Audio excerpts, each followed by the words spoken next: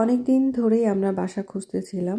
মনের মতো বাসা পাচ্ছিলাম না। মনের মতো তো দূরের কথা, আপটন পার্ক, গ্রিন স্ট্রিট বা ক্যাটরিন রোড বা এই এরিয়ার মধ্যে বাসা পাওয়াটা এখন মনে হইতেছে যে আলাদিনের চেরাগ পাওয়ার মতো।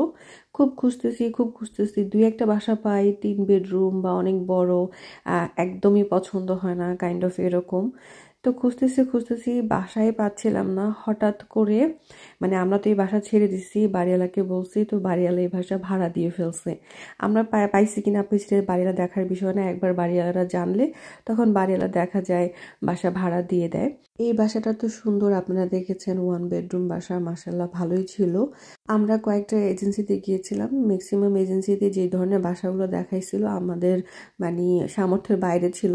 পরে একটা বাসা ইমার্জেন্সি পাওয়া গেছে, তাও আবার একটু দূরে, কিন্তু কি করার, বাসা যেহেতু ভাড়া হয়ে গেছে আর ওই বাসাটা আমরা হাতছাড়া করতে চাইনি। যদি অন্য কোনো বাসার আশায় থাকতাম তাহলে আর হয়তো বা আমাদের এই বাসা ছাড়া হতো না, পরে প্রবলেম হতো। তো চিন্তা করলাম বাসা যেহেতু পেয়ে গেছি ওইখানে, আপাতত ওটার মধ্যে উঠি। তো আমরা এক রাতে সবগুলো জিনিসপত্র এরকম বক্স করেছি।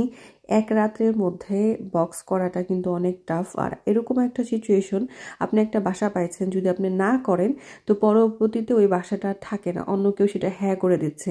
এমনও হয় যে একই সময় একই সাথে 2-3 জন লোক সেই বাসাটা দেখতেছে।